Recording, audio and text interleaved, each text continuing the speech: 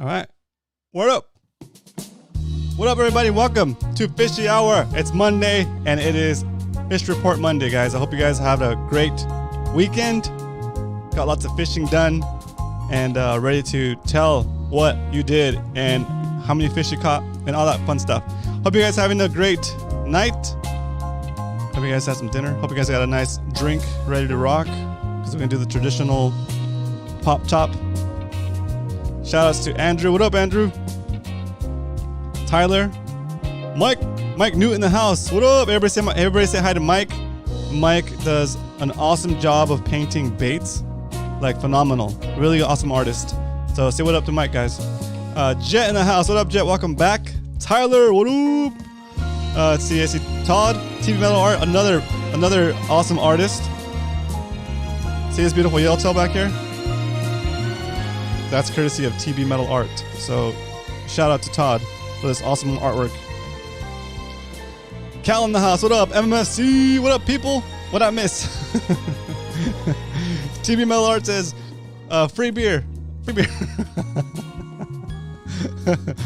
Exclamation point, free beer, space, name, and the Nightbot will give you a beer, but he won't do it until we go live, so he should be working now. Andrew says, how you be? Okay, cool. Cool.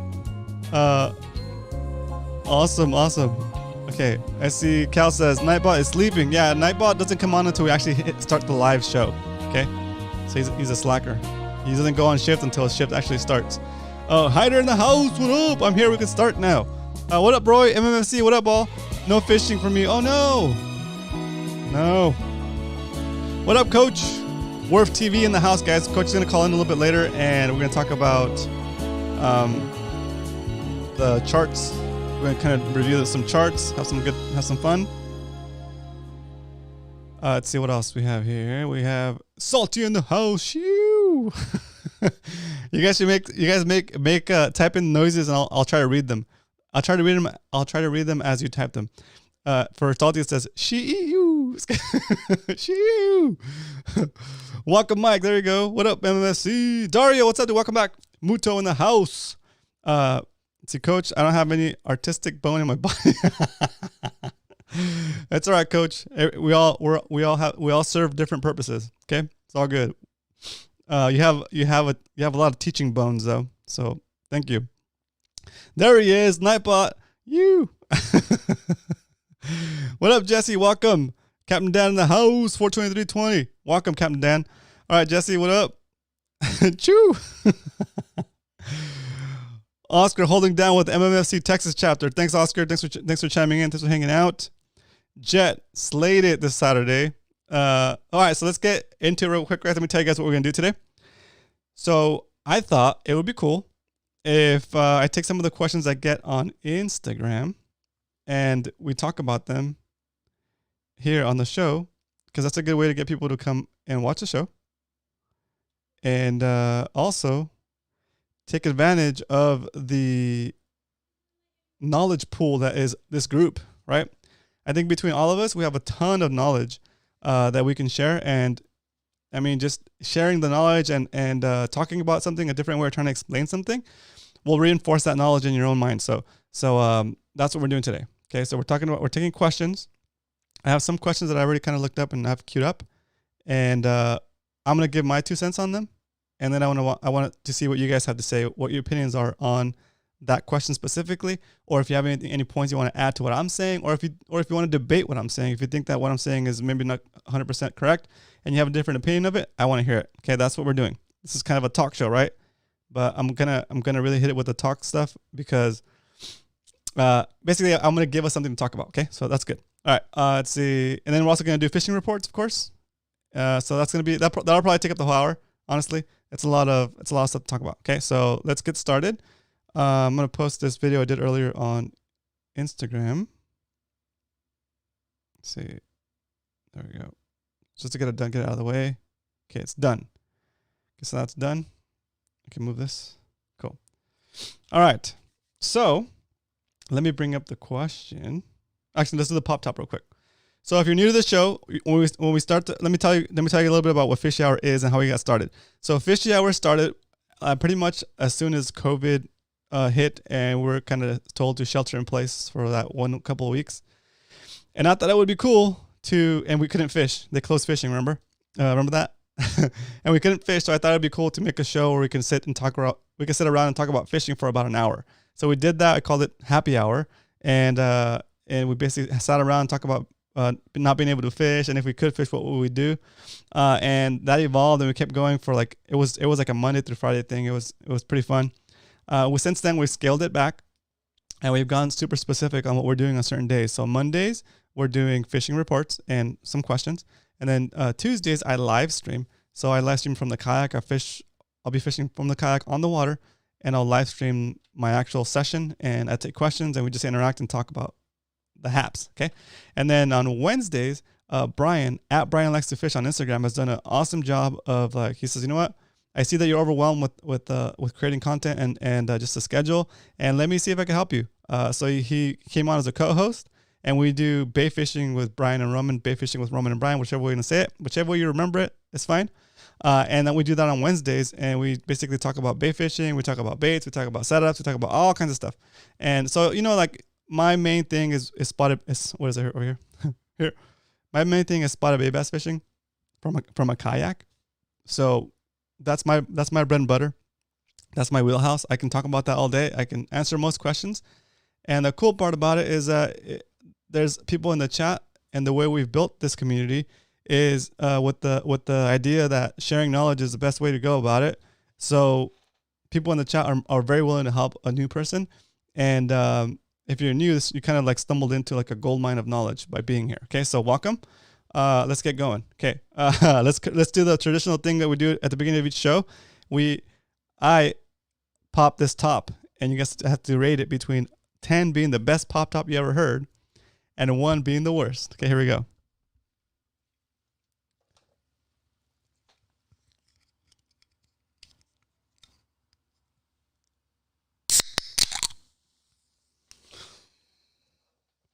Oh man, that was so powerful. I hope it didn't blow your speakers out. Ooh.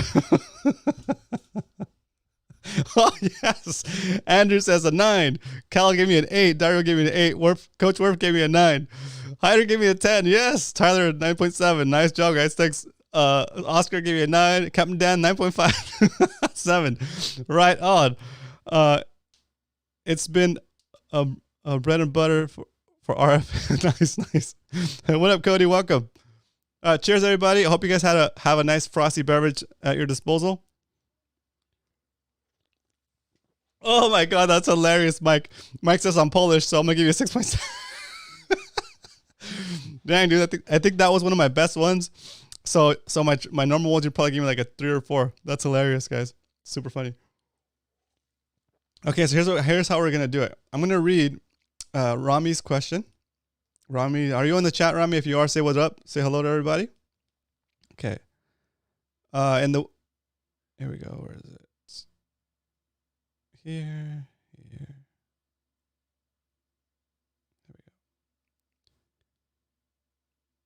go. Okay, I'm gonna paraphrase it real quick. I'm gonna read parts of his message, and we'll kind of take it step by step and dissect it. And then I want you guys to give me your feedback on my response, and also what you would answer him if he asked you this question himself. Okay, here we go. So salty, I keep the RF skins from my fillets and use them as bait. Ooh, that's funny.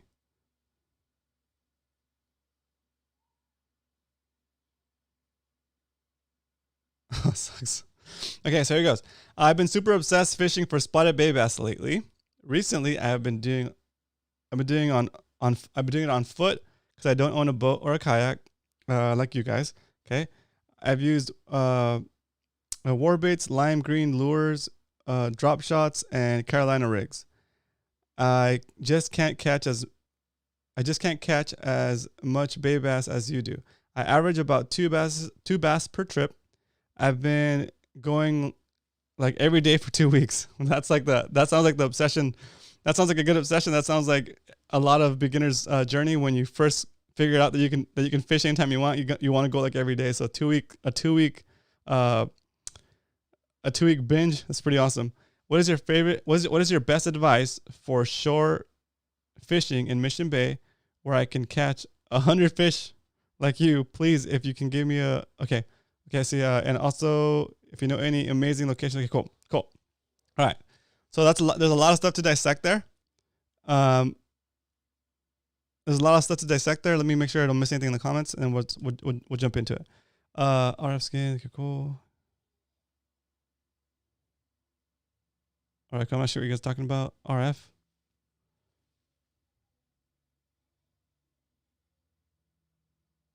Cool. Okay, cool. All right, good. Interesting. Okay, cool. All right. So Rami, let's see. First of all, I think fishing a swim bait or like I think fishing swim baits and underspins from shore. Fishing from shore in general is gonna be more tough.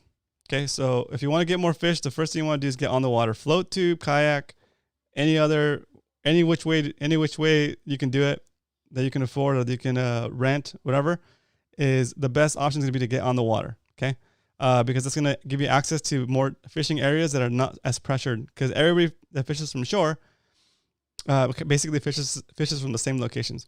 What up, Brian? We're tackling Rami's question. Hit me up on Instagram.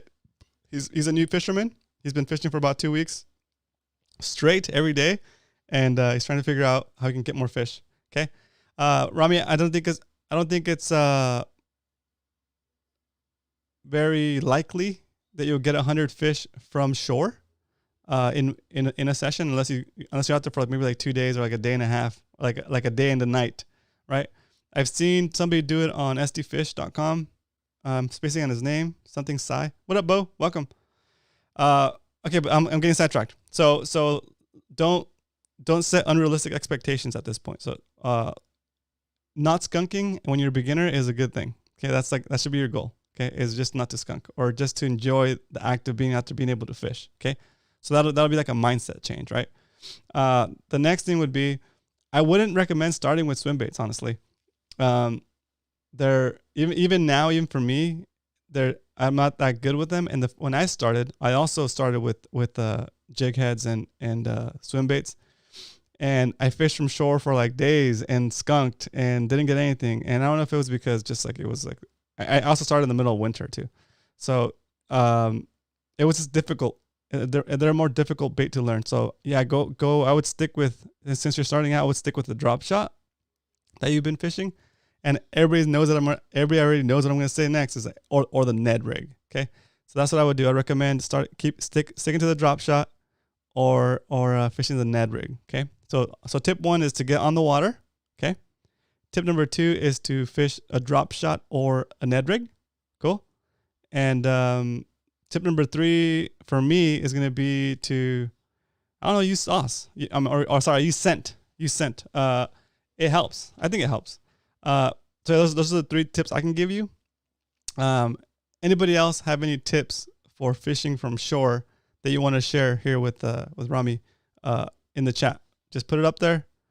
And see, Mike says, weedless darter, extra wide gap with the fluke. Very nice. That's true. That's true. I agree with that. Oh, that's a good one, Salty. Okay, so Rami, those are 2 good things coming out your ear. So Mike's got a great suggestion. He said weedless darter extra wide gap hook. So it's basically a hook that's like, you know what? I think I have a video on that one. I'll message you the link to the video where I set that up. Weedless darter head. Basically, you have a hook that's got like a weedless fluke on it, or just like a weedless setup that you put a bullet weight on, and you could cast it, and it doesn't get snagged, and it's a good way. That's a good shore fishing setup as well. I like that one. Salty recommends move. I mean, the tips coming from Salty, of course, I would add a little bit extra weight to those tips because he does short pounders a lot, or he used to, but he's placed, or I think he's almost won. Anyway, he does a lot of good short pounding stuff. He's got a lot of experience, and it's like all that stuff is translating to his kayak game, and he's a really good fisherman. So he says to move, which makes perfect sense to me because I know what he's talking about. But let me explain it to you. Let me break it down. Okay, so if you're at a spot, you want to cast like maybe maybe like 5 times in what's called a fan, right? You want to fan cast it.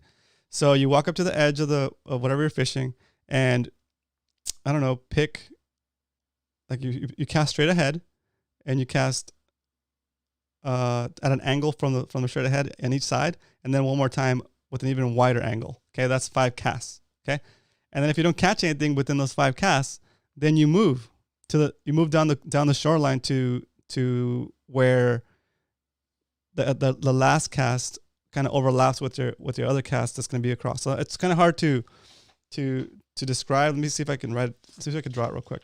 I didn't think I was going to draw stuff today, but I'll draw something real quick. Give me a second.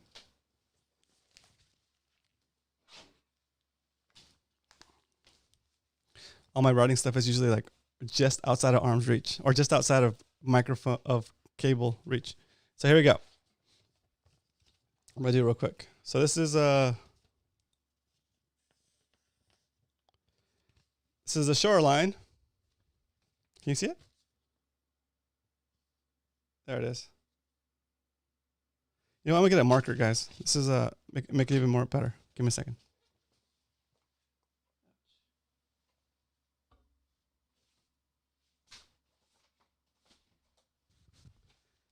I can't believe I found a marker right there. Interesting. Okay, cool.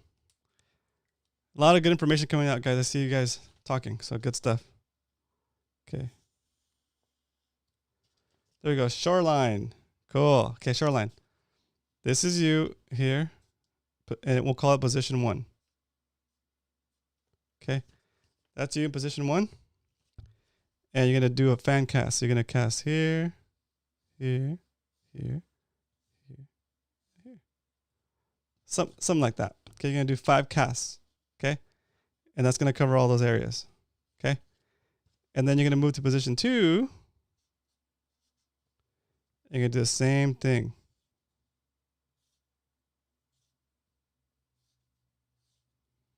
Kind of like that. You want, where is it here? You want a little bit of that overlap. Okay. Because that's what's going to get you, you want to, that way you're not missing any fish. Okay. That's going to be a little bit of the overlap. Okay. And I'm going to put a little fish icon right here. Okay. A little spotty right there. A little spotty. So you say that cast, you caught a spotty right there. Okay. If you catch a fish there, then you want to do, I'm going to do the follow-up cast in a squiggly line. Okay. Then you want to do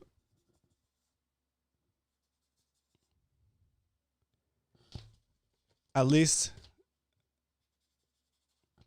you want to do at least 3 follow-up casts, I would do. So you want to do the follow-up cast, which is the same cast you did that you caught that fish on, because it could be another fish right here. Oops. There could be another fish right there that didn't see your lure because that fish ate it before you got there. So you do the same exact cast where you caught the last fish, okay? And if nothing bites on that one, then you do a couple of casts on each side of where you casted in case there's other fish over here that didn't see that because the first fish ate it, or they didn't see it because you cast it in the same spot, okay? And then if you don't catch anything on those follow-up, if you don't catch anything on those 3 follow-up casts, then you can move on to the next spot. If you do catch another one on any of the follow-up casts, so say this is a new, let's start over. This is let's keep it going in the same place. So you catch a second fish on your 3rd follow-up catch here. So we'll say this is first.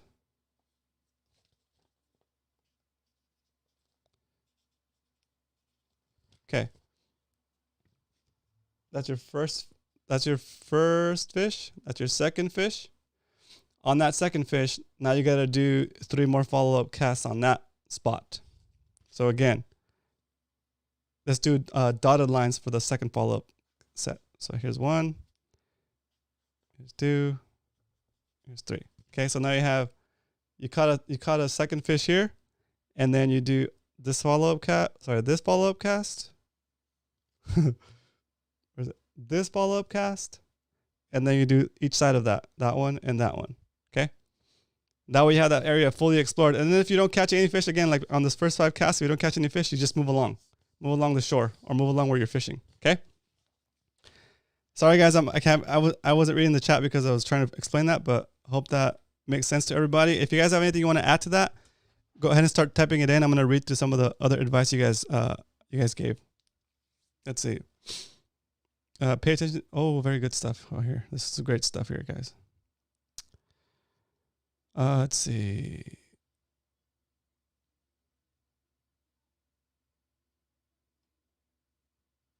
Let's see. Oh, yeah, you guys are bringing some good stuff in here. Okay, I'm experimenting.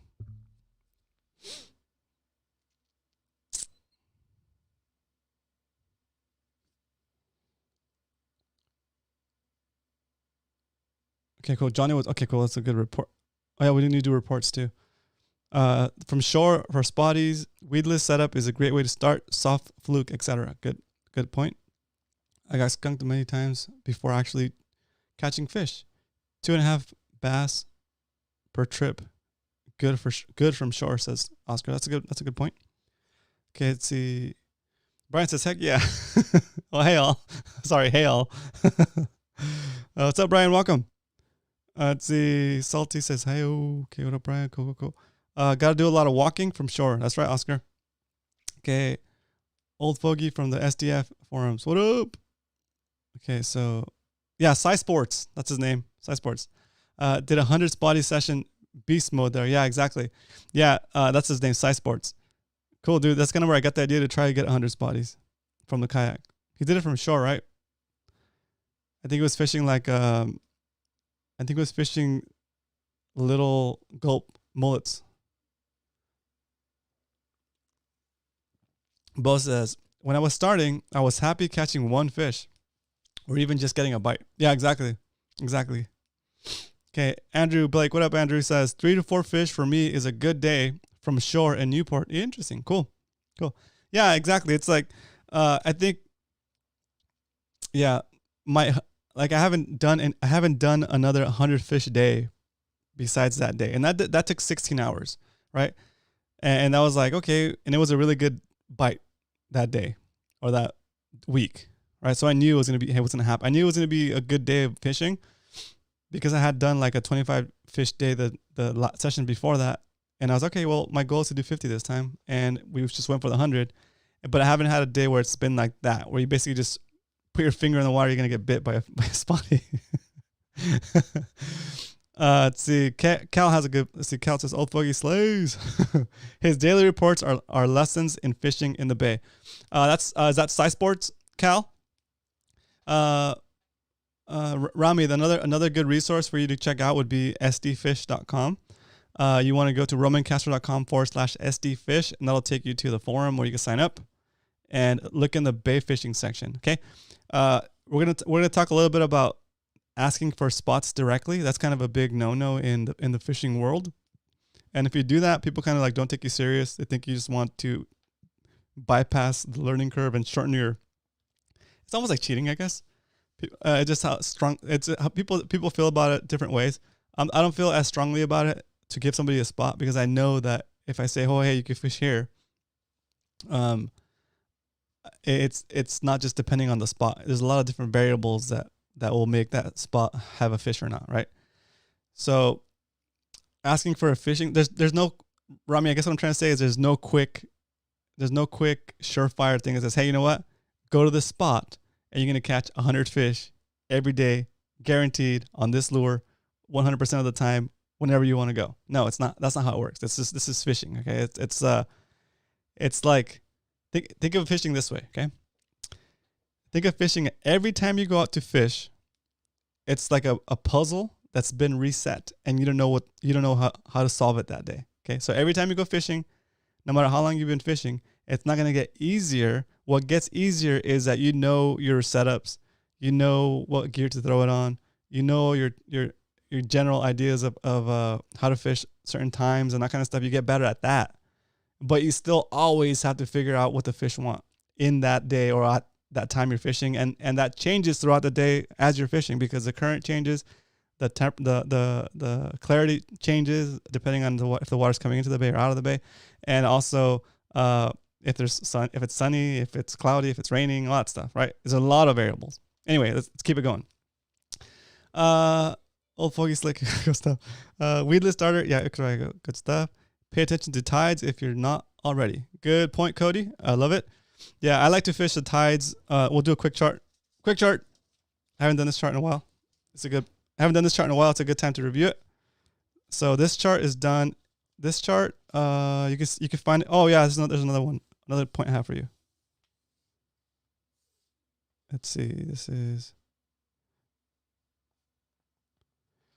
okay. This is we'll say this is a tide chart for the day, and this is the morning, and it goes up, high tide, low tide, and then back up to high tide. I don't know.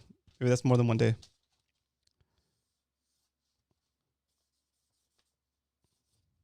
We'll cut it off right there. Okay.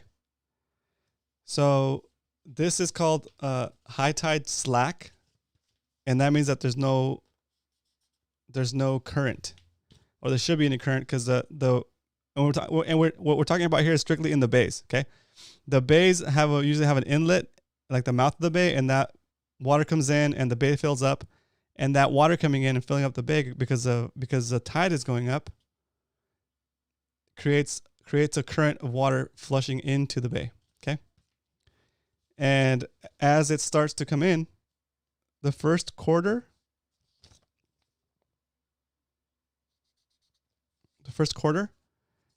is the current starting to speed up. So this is kind of slow, but it's starting to ramp up because there's water coming into the bay. From the first quarter to the second to the third quarter, so this section here, that's when you have the most current, because you have the most water moving, and that's where I find that's the best bite, right? So when people in the chat say be mindful of the current, that's what they mean. Okay, and now this varies. You have to have an app or like look it up ahead of time to see when the change is going to happen. And if you don't have that, you can also see it. You can actually see it. You'll see like the buoys in the water. They're kind of tilted one way or the other, depending which way the current is going. If a buoy is just sitting there static and it's perfectly straight up, there's no current, right? If you see it's pushing off and there's like stuff coming off of it off the back, then you know there's a ton of current, right? So you want to fish where there's current. And then again, back here at the bottom, that's slack low tide. There's no current here. Okay, so the fishing zone is for us is right here, and then also right here. So the middle half, or the middle two, so between so the second quarter and the third quarter is where you want to fish of any given tide swing. Okay, and then any given tide swing, this tide swing could be like 4 hours, it could be 3 hours, it could be 2 hours. I don't know. It depends on the tides. That's why you got to check the actual charts. Okay, we're gonna do I'm gonna show you real quick the chart for today, and tell you when I would think would be the best time to fish. Okay, let's see. So I use an app called Tide Graph, and I have it set up to look up. There it is. Okay, so that's a tide graph for today. I think this is in Mission Bay. Okay, so for today, if I was gonna fish during the day, I would start to fish at about, or I would try to get there and launch by like 9:45 a.m. because that's when right there, because that's when the tide is gonna start, right? That gives me like another 10 minutes to get to where I want to get, and then once I get there, I have all this swing from, let's see, from 9:30. Sorry, from 9:45 to like 12:30. So from there to there, it's 9:45 to 12:30. That's gonna be the best swing, right?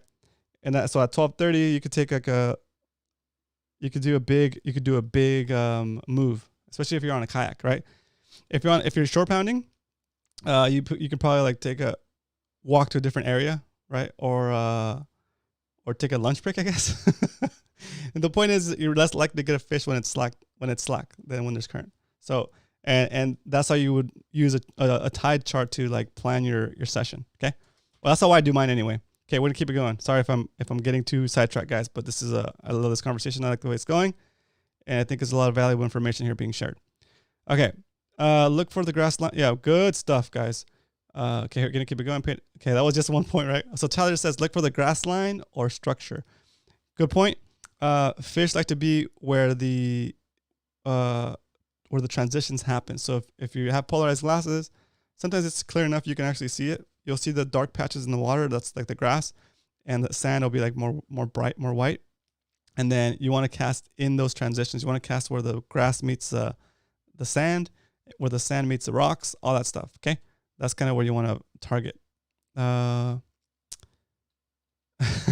says, somebody create a 1 ounce Ned rig. That's funny. Brian likes to fish is move around, don't stay in one spot. Good point. That's actually that's valid for all kinds of fishing. That's valid for boat and kayak and shore pounding.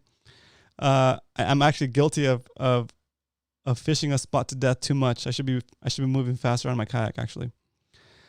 Catching live jack smelt will help you a lot. Oh, interesting. Okay, front weighted extra wide gap basically. Yep, good stuff. The smallest would be okay. I think Tyler's talking about something else. Okay. Gulp shrimp scented, exactly. Can't waste time in one spot, exactly. I like the gulp shrimp Texas rig. Oh, nice. Okay, let's see. Mike's got a point here. Right. Well done explaining the fan cast. Works for freshwater. Yeah, that's really good, Mike. That's a good point. Works for fresh and salt. Fan cast is better explained using a clock. Oh, I like that one. I like the clock analogy. So straight ahead would be 12 o'clock, and then you do the different hours. That's good. I like that, Mike. Good call. Good call. Okay. Art class is kicking.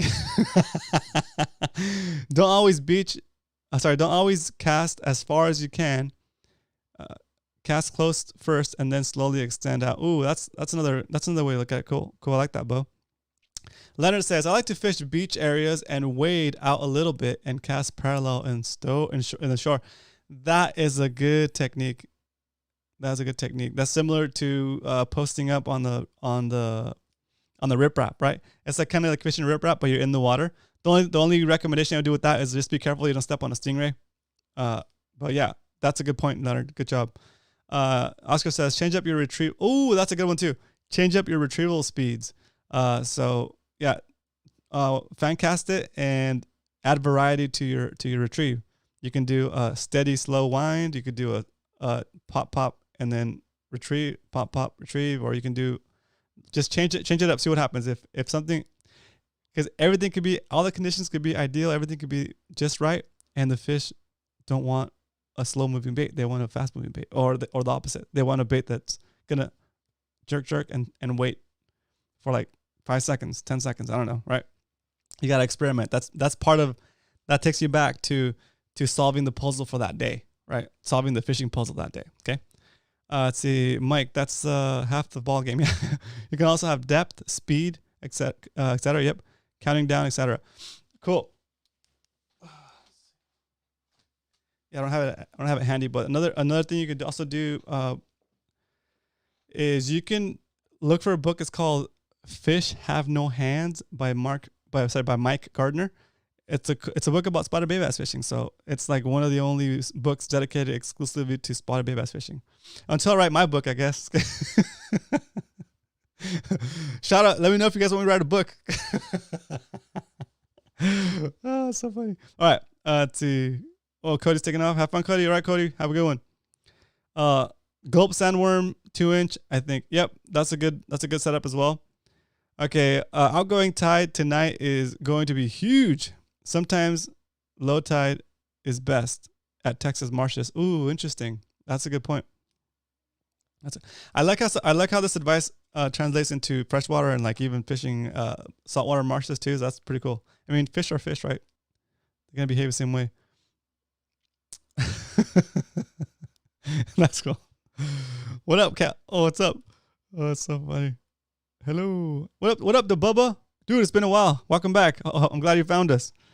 Just had to find what they're eating. Exactly. Cool. All right. So that's a lot of awesome advice. You guys killed it with the advice for Remy. So Remy, I hope you have a lot. I hope you've been taking notes. This episode is going to get archived in our channel, so you can always come back to it if you want to take. Here's my homework for you. Okay. So I did this. I did this. I know it's sounds like kind of soft, but we took our time.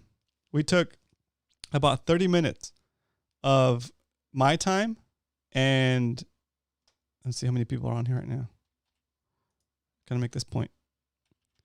And 20 other people's time, right? That's a lot of time for us to sit here and talk about something that can help you. So now it's your job, it's your homework to take at least one or two of the things that we talked about during this last half an hour and go implement it. Go try it. Go actually do it. Okay? And then this video is not going to go away. This video is going to stay here on Fishy Hour. So write down the date so you can come back to it once you've tried a couple of things from this episode, and try another thing that you haven't tried yet, because we gave you a lot of tips. There's at least 10 different things you can try. I don't expect you to do all of them at once, but come back to the video and rewatch it and see. You're gonna realize let me go on a different tangent. You're gonna realize as you get more experience, the stuff that people told you in the past, it makes more sense. So come back and watch this video again in about a month or about 2 weeks after you've tried a couple of things pick any two things you want to try. Go do it. You're going to get experience. You're going to start to see what we're talking about. And then you come back, you watch it again, and you're going to have a better understanding of what was said, because you have a better foundation. Okay. Oh, did I drop out, guys? Let's see what's going on over here. Oh, wow.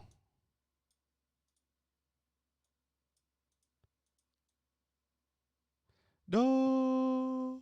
Refresh. All right, cool. Yeah, refresh, guys. Thanks for letting me know. Okay, so yeah, just giving you wrapping up the homework for Remy. Yeah, pick two things that you want to try from this episode. Make a note of this episode. Make a note of this episode's date so you can come back to it in a couple of weeks and pick another two things to try. Okay, and then let me know how it goes. I hope this advice helps you. So right on. Okay, now what we're gonna do. Looks good.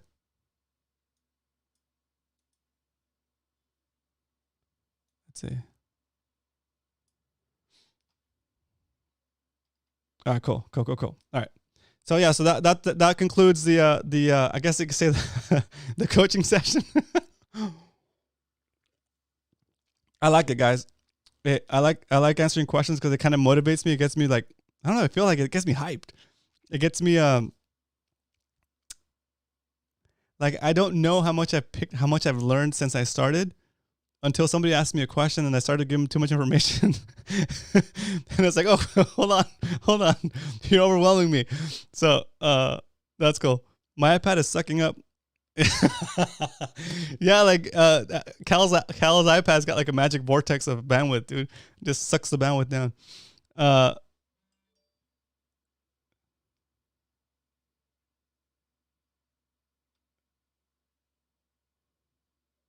Oh, awesome. Cool. Mike, I saw your message. Thanks for being on here, and I hope you enjoyed the show. Yeah, now we're going to shift into Coach. If you want to give me a call, we can do some charts if you have time. It'd be awesome. And no pressure. I know that you're having some issues, but with I hope everything is okay. If it is, give me a call, and through what's it called, through Discord, and we'll do a screen share, and we can talk about some fishy action. Let's see if it's back. Is it back?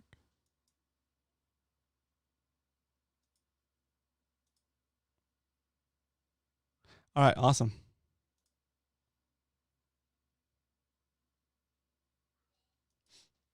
Okay, stream quality is getting better. Okay, good.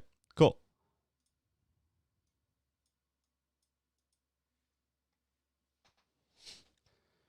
All right, so let me see if I can set up this screen here. Coach full. There he is. Cool.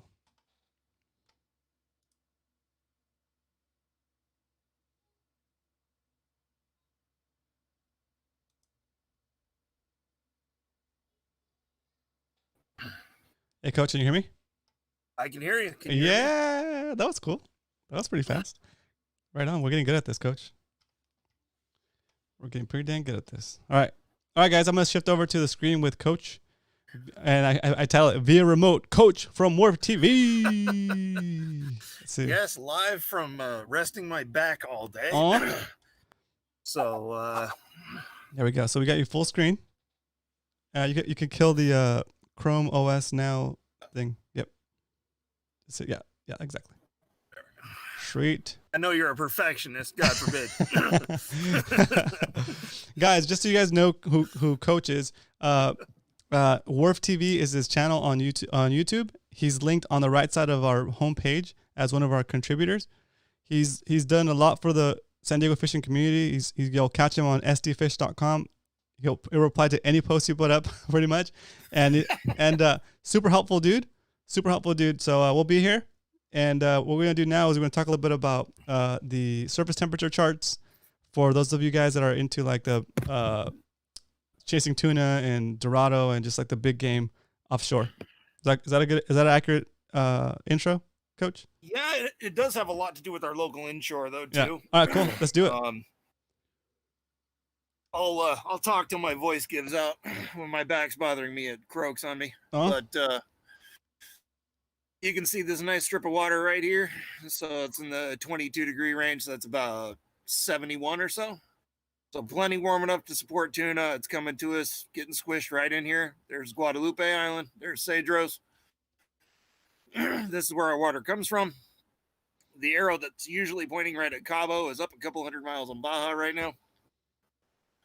So we'll see if that trend continues or if it goes back to the south. So this is our local SST. Perfect. So this is from Tent Break. This has all the numbers on it. The action the last couple weeks has been largely down here, the 371, 425, 101 area. Hang on, Coach. Towards the knoll. I'm gonna go back here. Give me a second. But I'm not sure if we could broadcast tent breaks.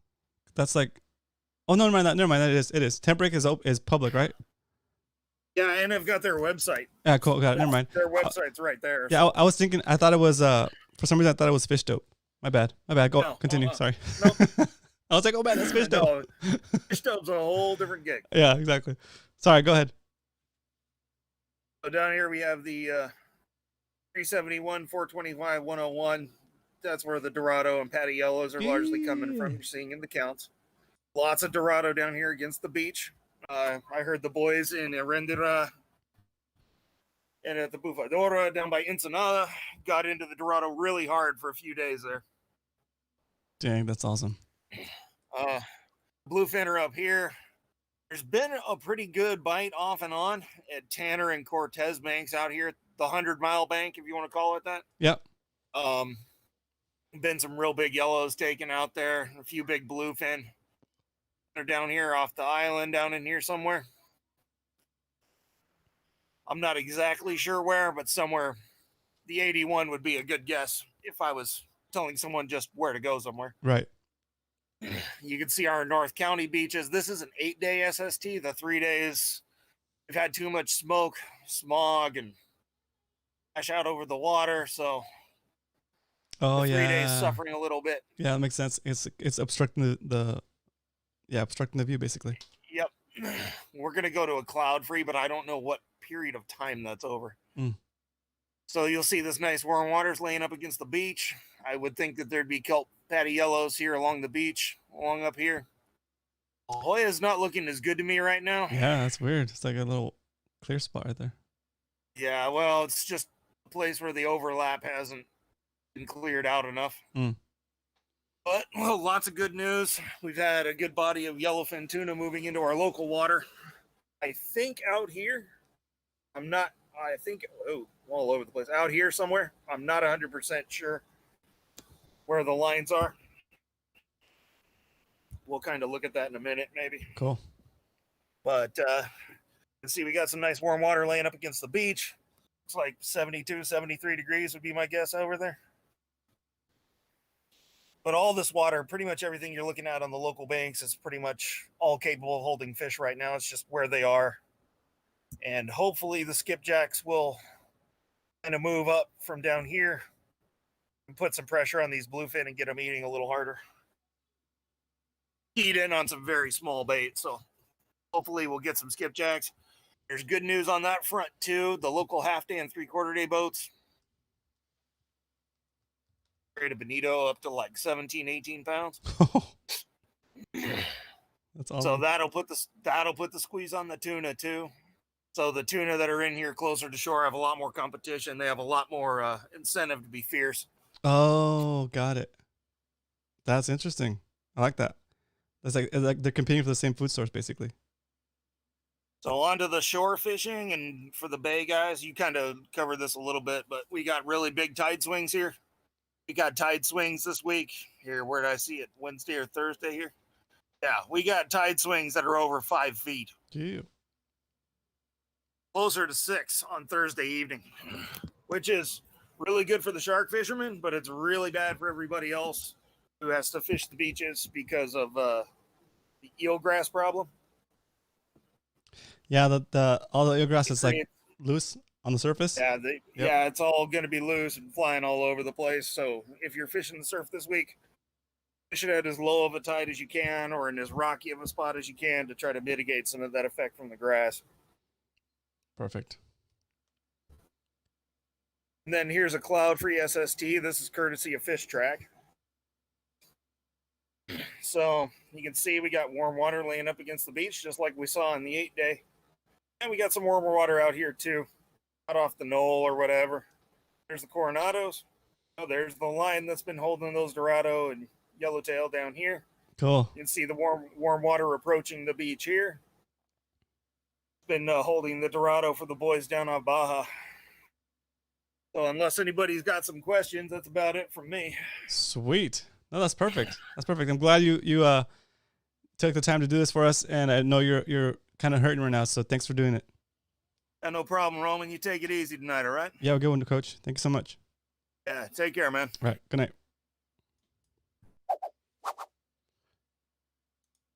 All right, guys, that was Coach Warf in the house. Thank you, Coach, for taking the time. I know you're in pain. I hope everything gets better, but still push through it. He's having trouble with his voice, but he gave us a good update on what's going on with the temps. Stick around because we're gonna have Captain Scotty call in a little bit. He's just gonna wrapping up some stuff, and he's gonna call in and give us his perspective on the fishing. He's been doing well, and we haven't heard from him in a couple of weeks, so. It'll be a good little update from him. Let me just make sure he's going to get an idea of when he's going to call. I think he's going to call like in a couple minutes.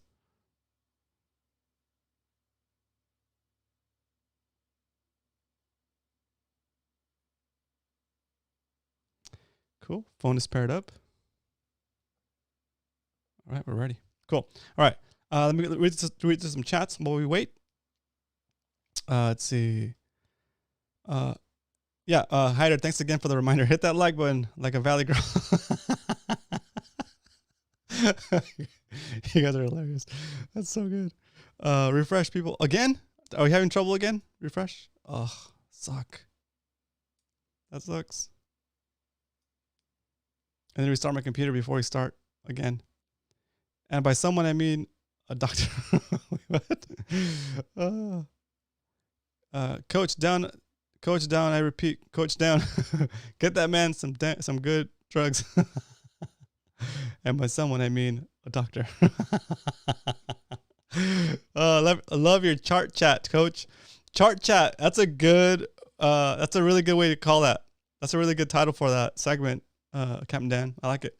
Chart chat. Chart chat with Coach. Very cool. Very cool. All right. Let's see. There's some stuff that I missed because I kind of was doing other things. But let me see what I missed up here. Let's see. Yeah, that sucks about not getting the B-52. I was making plans to go check out my P.O. box, but nothing's there. Hey, Roman, by the way, I apologize. The book does already. Okay, no worries. That's funny. So somebody made up a name called TV Dan Hernandez and scammed you. That sucks. I don't mean to laugh, but that sucks. What a jerk. That's so funny. Like, that's, dude. Like, who does that? Who does that? Like, what? Like, so you scam somebody for like $20, maybe $30? Is that worth like your integrity? Is that $20 he made off poor two geeks for some bucktails that he bought, or like even $50, whatever? Is that worth like impersonating Dan Hernandez on eBay? And like, that's just like, that sucks, dude. That's just not. It just doesn't make sense. Why would you do that? It's just crazy. Coach Warf is a bot on SD. Yeah, right. Coach Warf is a night bot of SD Fish. That's so funny. And just like, no, not the B-52s. No B-52s for anybody. And maybe magic metals are in stock. Hit that like. Anybody have any recommendations for some cool baits to send Roman to replace the B-52s? No, dude, we're good. I have enough. I think I have enough baits. I have more baits than I need, actually. Yeah. If you want to send something to the show, if you want to feel like you want to support the show in any way, the best thing for me would be to go to. I haven't actually pitched this in a long time. To go to Patreon, and become a Patreon supporter. That's like the best way to do it. Let me see if I have. I don't even know if I have a link in here. Let me see if the bot knows about it. What's up, Nightbot? Hit us with that link.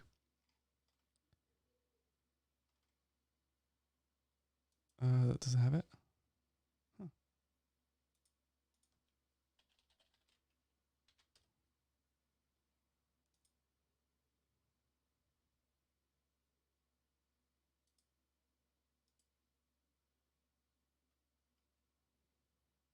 Maybe it doesn't have it. Oh, I don't have it. Huh? That's funny. Oh, there it is. It's True Fan. That's what it is. Here we go. Nightbot. There we go. There it is. See, there's some options. If you want to support Fishy Hour, you can go to Patreon, romancastro.com/bit. You can go to Tip Jar, or you can go to PayPal, straight up, right? And all that money goes towards paying for software to edit videos, paying for internet services. Pretty much, I'm not gonna get rich off of making this show. This is just like to offset the cost of production. Okay, so if you want to help, if you feel like you're sending jigs as a way for you to help, a better way to help would be to do that, or even just let people know that the show exists, let people know that you enjoy the show, right? And we even have a URL that's easy for anybody to remember. So just tell your friends, fishyhour.com, to come and watch the show. Okay, that's my pitch. The best, actually, Coach. Magic metal jigs using for bottom fishing. Triple D. Oh, is Dog Dude Drone in here? I don't see him. Excuse me. Triple D caught a nice couple of spotties on a sleeper that got the tail bit off. He replaced the tail with the tailspin. That's interesting. Man, I went and bought a bunch of dark. Are you talking about the dark sleeper?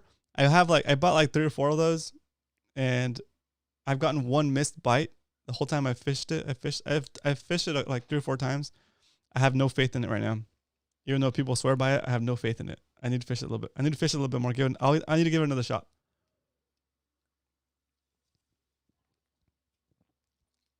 On the dark sleeper. Cool. All right, guys. It's 28. There's 28 people in the stream, and there's about 19 likes. Do me a favor, hit that like button. And I'm gonna reach out to Scotty to make sure he's didn't forget. Has it been 5 minutes? Yeah, it's been 5 minutes.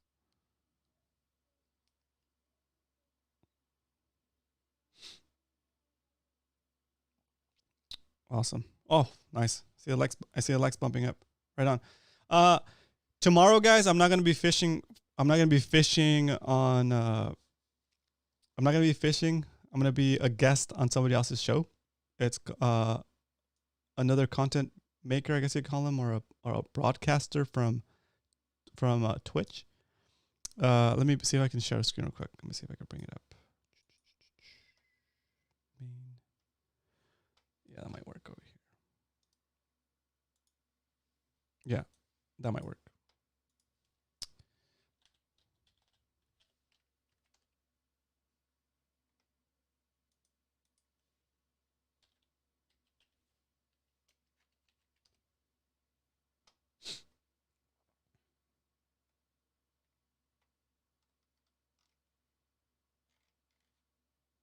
All right, here it is. I'm gonna share that screen.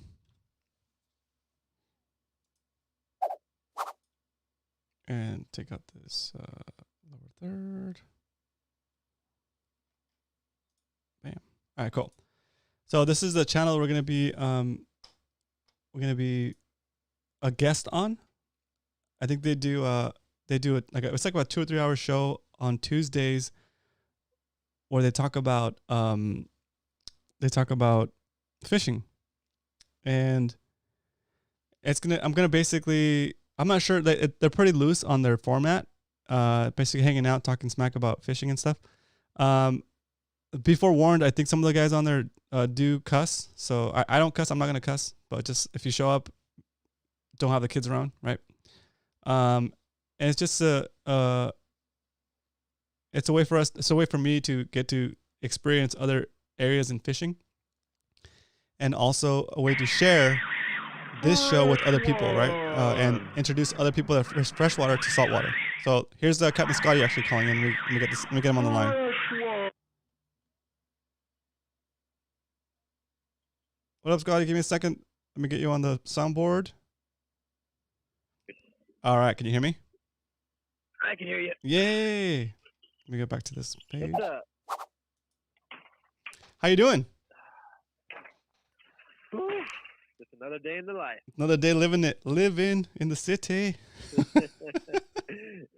Yeah, everything's crazy. Every day is stacked. We're fully booked for like the next 4 weeks. Ooh, that's pretty awesome. solid. I'm fully booked for the rest of September, and then I don't have any availability till like the second week of October. So. Very good. Hey, let me give you a quick intro before we get into the reports.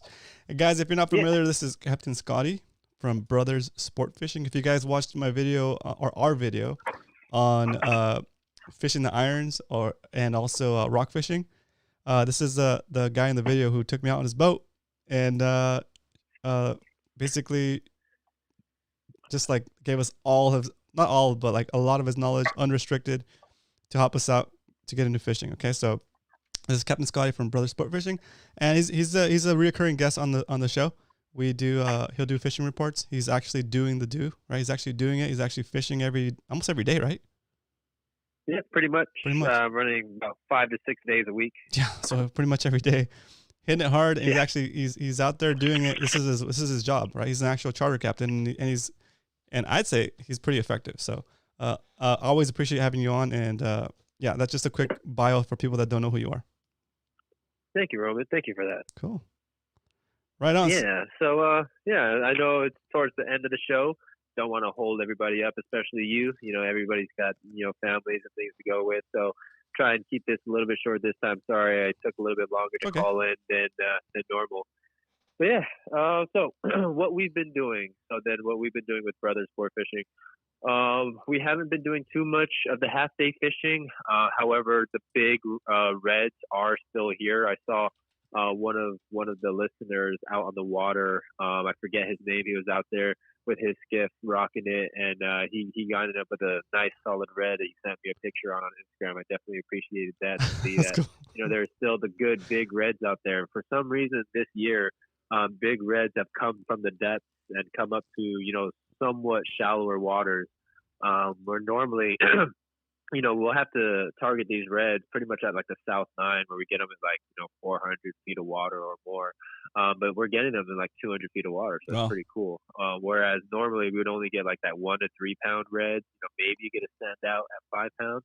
Now it's like if you go half day fishing and you don't get, a 5 to 8 pound red, it's like, what are you doing? So it's kind of cool there on the half day trip.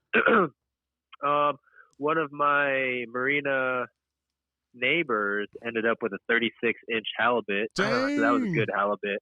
Yep. He said he was working up in Del Mar. Don't know exactly where, but he just said up in Del Mar area. So then lobster season is coming up soon. Oh, yeah. If you look out for wherever the commercial guys put their lobster traps, that means they're putting them where lobsters hang out. Lobsters hang out by structure. So then anywhere that there's some rocks, hard bottom, that's where you're going to find, some places that lobsters can hide. Hey, Scotty. Now, wherever there's structure, then, that's where there's going to be holding some fish. All right, go ahead. We should do a hoop netting video. Yeah. Oh, man, that'd be fun. I mean, I'd have to get all my hoop gear together, but yeah, man, that'd be fun. Do you want to do one? Yeah, man, I'm down for that. I think we both can handle it. Yeah, I think it would be a good mix up in our a good third video for our series is to do that. Oh, definitely. That'd be super cool. Yeah. We'll do it. We'll do it during the day. Offshore. Just to get the setups and stuff. We set it so that we get to see a good light to show all the gear and all. Yep. How to do it. And then we'll just clip in a little bit of the actual nighttime stuff. But the main stuff will be during the day. Everybody listening in, put it in the comments. How much do you guys want to see that video? Nice. Yeah. So then going on, let's see here, where we're having some good offshore fishing. The 9 Mile Bank has been holding some decent kelp with some yellowtail and some Dorado. If you could get Dorado in U.S. waters, it's much better, because in U.S. waters, Dorado limit 10 per person, whereas down in Mexico, it's 2 per person. Yep. And then in Mexico, those 2 count towards 5 towards your 10 bag limit. So, for example, you get, 2 Dorado, that means you can only have 5 of any other species. So, 5 yellowtail or 5 yellowfin. But if you get bluefin, same thing. You can only get 2, and that counts towards 5. So, yeah, if you could get them in U.S. waters, it's all good. And they've been, in and out of U.S. waters. Well, like the volume of it, I should say, has been in and out of U.S. waters for the Dorado, that is. On a previous trip, I haven't posted it yet. I've been so bad on social media, but we got U.S. limit 40 Dorado at the 43. Awesome. The 43 is the bank that's, pretty much the top end of the bank there. It pretty much stays on that 43, GPS line. What's it? Longitude line, latitude line. I always mix that up. Whichever one is the latitude or longitude. But yeah, so then there's definitely lots of Dorado up here in U.S. waters right now. You don't have to go all the way down to the upper hidden bank where that's where we were normally fishing for Dorado to get aquarium-like fishing. When these Dorado, they get very aggressive. When they want to eat, they'll literally take a bait right next to the boat. You don't even have to put it in free spool. Just put a bait on, stick the bait in the water, and it's just like like that old school tuna pole stick fishing. It's so much fun. They're eating heavy line too. We were using 80 pounds. No problem. They were hungry. Yeah, you're just flipping them in the boat, not even gaffing them. Just hook them, put them in the boat. So like there's been some yellowfin tuna that like that 6 to 8 pound stuff, really small stuff. Around like the 425, 371, as well as down towards the upper hidden. Even farther down you go, you find kelps down there. Same thing. It's that aquarium style fishing. Where you just put a bait next to the boat and they're gonna eat. So if you got a boat that has enough range, to get down to that zone around the upper hidden and find a good kelp. So that's the issue right now, though, that we've been having. It's the afternoon wind. It is windy pretty much afternoon every day this week. The mornings, it's been good. It's been laying down. However, the afternoons have been windy. So if you guys got skiffs, kind of don't even recommend going out right now unless like you're going to fish inshore because it's the wind's been beating us up. And I advise my customers, too, is like, take your seasickness medication the night before. Even if you don't know you don't get sick, you don't want to find out on You're the gonna trip. find out, yeah. And then, I got guys that say, "Oh, I've never been seasick. I'm not gonna get seasick." And sure enough, they get seasick. And we've been turning in early without any fish. We'll go out. We're set to go for 9 hours, 12 hours offshore. And within like 3 to 4 hours, when we make our stops looking around for fish, and they feel so bad hurling over the side, they say, let's just go back in. Yeah. Yeah, unfortunately, it is what it is. But I try to let them know, I try to let them know, like, hey, you guys, if it's windy out there, if you guys are up for it, we can go do this. Yeah. If you guys want to reschedule, I have no problem with that, because I don't want to take you out and have a bad experience. They're like, no, man, we can do this. We can handle this. I'm like, all right, let's do it. Do you get seasick? I do not. I'm very lucky. I have no idea why. One of my inner ears is clogged. So, for example, I can't dive. I can't, do the whole spearfish thing that you do. It makes me jealous watching your videos. But I can't go any deeper than like 12 feet under the surface. By the, 15 feet maybe. By then, the pressure is too much in my ears, and I can't equalize. I can't pop my ears. Yeah. So I can't dive. I've never tried scuba. But I can't, free dive. I've tried free diving for lobster. Can't do it. Oh. But I don't know whether or not that's why I don't get seasick. Some doctors have told me, oh, we could get that fixed. Unclog your ear. And I'm thinking about it. Like, you fix it, and then all of a sudden you start getting seasick. Yeah. You're like, no, it's like my superpower. Yeah, right, exactly. So yeah, I mean, I'm pretty chill how I am right now. So I'll leave it be. If it ain't broken, don't fix it. Yeah, like don't get seasick power. That's so good. Yeah, I'm pretty lucky. So the only thing that I do get sick from though is the fumes from diesel engines. Oh, me too. From diesel, it gets me bad. The carbon monoxide poisoning. Like I will knock out, and sometimes it's scary. No, it's pretty bad. I'll get so. Yeah, like I'll get like so dizzy, like, oh man, I gotta go lay down. Sometimes you don't even think about that it's carbon monoxide poisoning. So if I keep getting more of that carbon monoxide, maybe I don't actually wake up. Oh, that's true. That's pretty bad. Because you don't get any oxygen. Yeah, carbon monoxide is like sticky too. It'll stay. So real quick, it's like carbon monoxide will take the slot in your blood that is supposed to carry the oxygen to your system. And it'll stick to that blood cell for, I think it's 72 hours. So yeah, it's bad to be breathing that stuff. It's bad. Yeah. Yeah. And it does make you want to hurl. Yeah.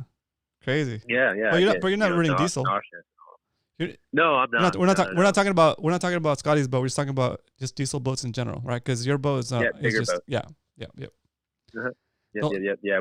We run gas, smaller boat, just an outboard engine, and gas burns quicker, so then the motor spins higher RPM, so then that's how we are faster as a small boat fleet. But like when I used to deckhand on the big boats, on the big sport boats, and that diesel would be bad. Really, like on the big sport boats, isn't so bad because then the staterooms or like with the bunks are kind of generally away from the exhaust. Yeah. When you're outside, and there's a lot of moving air. It's really that 6-pack fleet that you got to watch out for. Different boats that may or may not have their exhaust system ideal, because then there is like that backflow. Yeah. So like on the bigger 6-pack, sport fishers, I know. say like Egg Harbor. I'm getting that feeling in like the pit of my stomach, or like my solar plex, like of that feel when you accidentally take a big swig of like exhaust, like diesel exhaust. Like, yeah. Oh.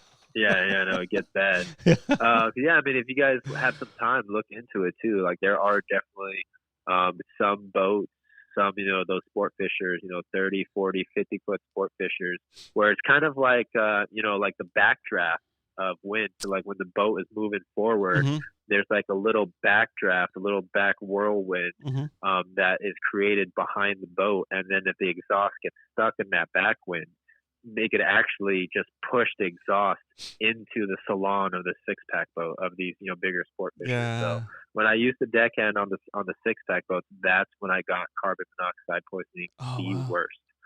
Those big sport boats is not so bad. Sometimes I can still get it. Yep. But it's the 6-packs that really, really get you. If they're not, if their airflow is not worked out the best. Because in some boats, for example, they're not designed to have a tower. So then that tower up top, especially if they put like isinglass up there, then it changes the airflow around the vessel. Yeah. So then that backdraft that's created behind the vessel can sometimes push exhaust into the salon. Dude, this is such a good topic. It's definitely, if anybody's gotten like really sick on, any type of boat, it's definitely something that you should know about. Yeah, because it might not be not only for yourself. Yeah. Right. But like for like a safety standpoint, if you can, just say like, maybe I'm getting carbon monoxide poisoning, you can pull yourself away from that. Or if you see someone else getting carbon monoxide poisoning, you can pull them away from that. So if anybody's, really serious about getting out in the water often, this is definitely a safety point that people should know and understand and be able to recognize. That's such a good point. I have a quick question here from 2 Geeks. He says, has Scotty on some, he says, was Scotty on some old Dan Hernandez episodes? I swear to God, I saw him on them. Have you? No, I have not. I wish. Man, I used to watch Dan Hernandez with my dad when I was a kid. So and man, I got love for Dan Hernandez. Unfortunately, like nowadays, a lot of people like to Jones on him, like to make some fun of him. But, I have respect for him. He went out there and did what he wanted to do, and he just wanted to share information and share his love for fishing with the world. He just put himself out there. And, some people, in the general public, I mean, you get your keyboard warriors and that sort, so it is what it is, and then he even started a charter, he was doing, he got himself a sport fisher and he was running a charter off of it. And, I was like, man, more love to him. And when I was first getting into the whole industry, I wanted to, go fishing. I wanted to go in one of his charters, but no, I never did. Because then mostly, his thing is like up there in like Long Beach area. Yeah. And then I'm down here, so unfortunately, I never got on with him. But that's cool. I think I've seen him in person at like a show. Just said what's up with him. Very, very nice guy. But no, I haven't been on one of his shows. Oh, cool, awesome. That's a good question. All right. So I have a question. Fun. I have a question for you. So I know that right now you're super booked, right? So let's spread the love a little bit for people that are looking to go out, especially since it seems like the fishing has gotten a lot better this past couple of weeks. Yep. Who would you recommend? What other charters would you recommend? Would you feel comfortable saying, definitely. Check this guy out or check that guy out? You could just straight out say names, dude. Like shout them out. Yeah. So then there's Pacific Bounty Sport Fishing. That's Captain Jeff on there. There's Captain Sean with Pelican Sport Fishing. Cool. There's Captain Mark with Boundless Boat Charters. There's also Captain Doug with Zenmar Offshore. That's Zenmar Offshore. Now, these are the other guys in Mission Bay that I work with. Awesome. They're not affiliated with me in any ways, but say, for example, because I'm fully booked, if somebody reaches out to me and, and then unfortunately I'm booked, I'm only one guy in one boat. Yeah. Then, I'll just refer them over to these guys because I know that they run good operations. They'll be able to take good care of anybody who reaches out to them. Perfect. Big news. We actually closed on a second boat. What? That's awesome. Yeah. Oh, yeah. So I've been running a 2320 Parker with a 300 horsepower and an 85-gallon bait tank.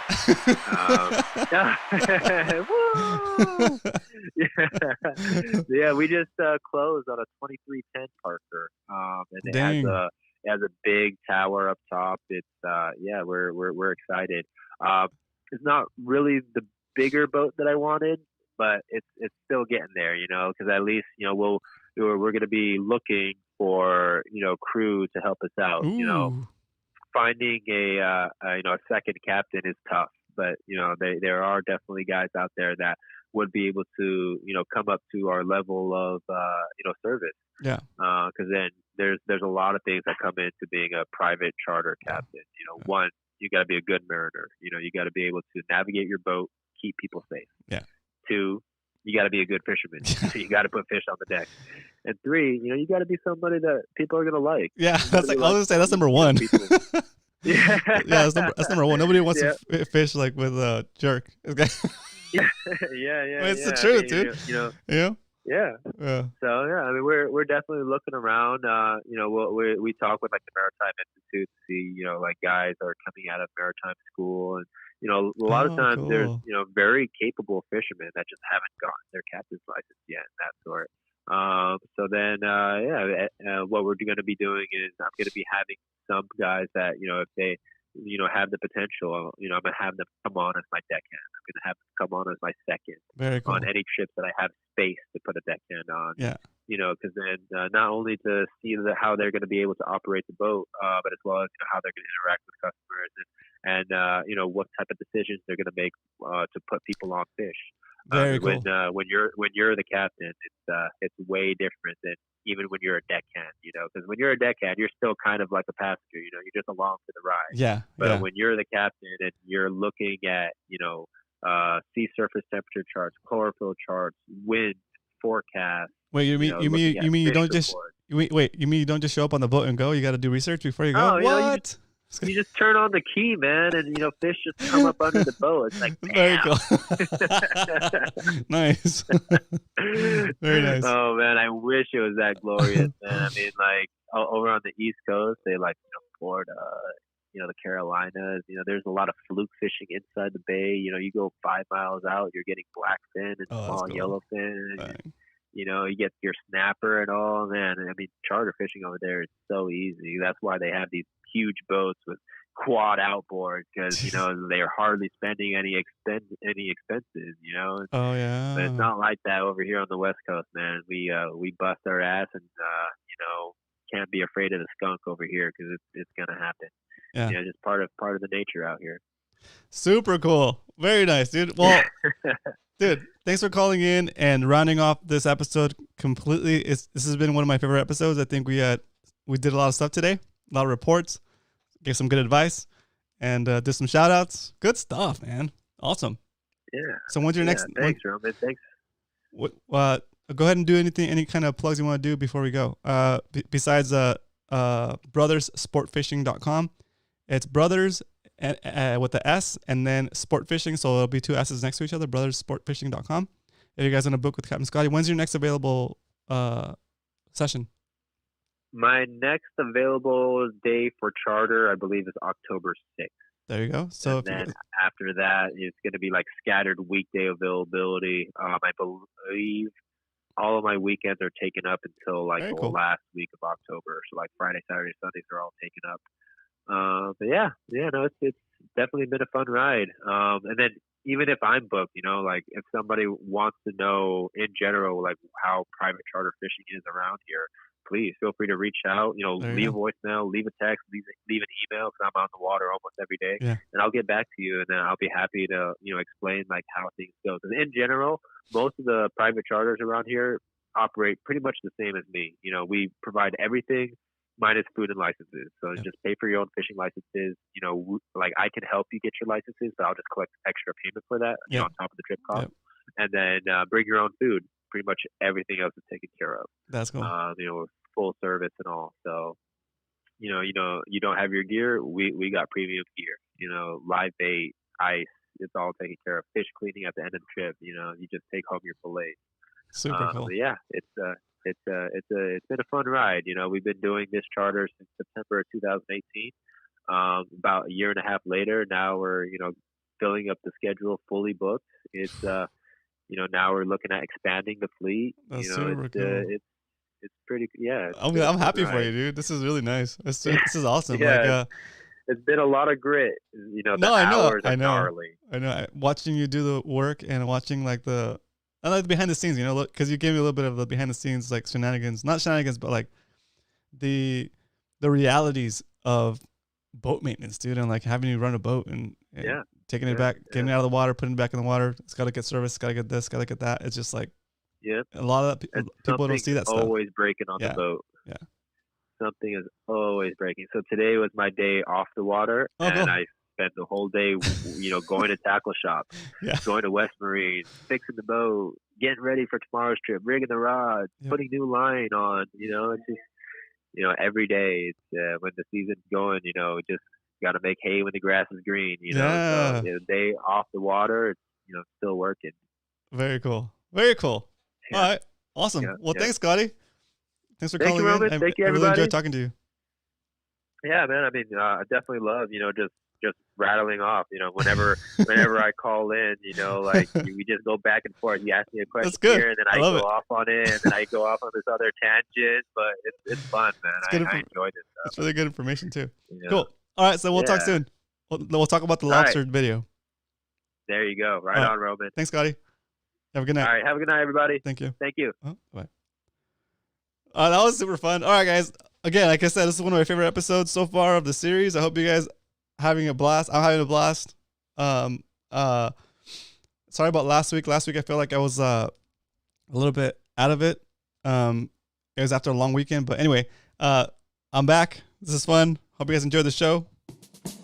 Tomorrow I'll be on Fishy's channel. I'll put a cut the music, guys. Sorry. Oh, where'd it go? Where'd it go? Oh, here we go. Sorry about that. Nope. Oh, wrong one. Here we go. This is the one. There it is. Okay. So I'll be here. I'll be a guest on their show. We're gonna talk about fishing, and I'm basically gonna go over my fishing journey so far. Explain to them the concepts that we use here in saltwater, why I love fishing so much. Basically, it's gonna be me talking about San Diego fishing to the world, or to these guys, and letting them know how awesome it is to catch spotted bay bass, how awesome it is to have Mission Bay and San Diego Bay in our backyards, and how awesome a fishery it is. And just having some fun, hyping up the fishing content. Okay, hyping up the fishing community that we have here, and like my philosophy as far as like teaching and making content and sharing. So that's kind of what it is, and it's a way to share our fishing with other states, and then maybe if they ever do visit San Diego, they can know that the fishing is so nice, and they can be prepared to plan part of their vacation to actually fish for spotties, or just have a little fun getting some spotties here from shore, even, or rent a kayak. Okay, so that's what we're doing. We're gonna be on their show tomorrow. I think they do it at 6:30. But what I'm gonna do is I will be hosting their channel on my Twitch account while I'm on the show with them. Okay, so for you guys, all you guys gotta do is go to, let's see. Wait, hold on a second. Copy.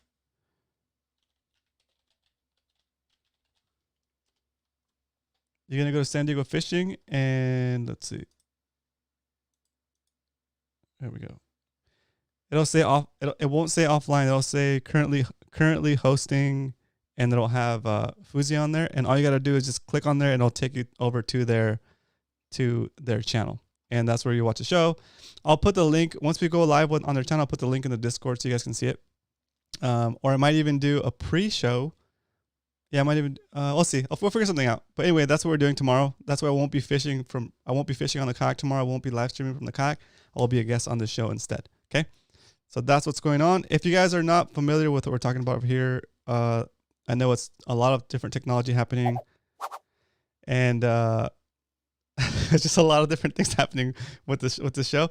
I live stream every Tuesday, and sometimes more days in the week, like Thursdays and Fridays or Saturdays, when I'm fishing from the kayak, and I do that on a different platform. It's called Twitch TV, twitch.tv. Here's the URL for me on Twitch, romancastro.com/Twitch. That'll take you to my Twitch channel. And if you haven't already, go over there and check it out. Give me a follow so you know when we're live. Okay. Lastly, I'm considering changing the name San Diego Fishing on Twitch to either Roman Fishes or something, Roman something. That way it's my name instead of San Diego Fishing. I'm still kind of debating what name to use. So if you have any ideas, let me know, put them in the chat, or send me a message, and let's talk about that offline. Maybe we can talk about that tonight on Discord. So after the show, I'm going to jump on Discord, and we'll talk for a little bit about the show, or anything you guys want to talk about. I think we had a good show today, so I think we want to continue that conversation in the Discord. So if you don't know how to get to Discord, let's see. Do I have it on here? Salty Ned Rig Roman, yeah. That's hilarious. Oops, exclamation point.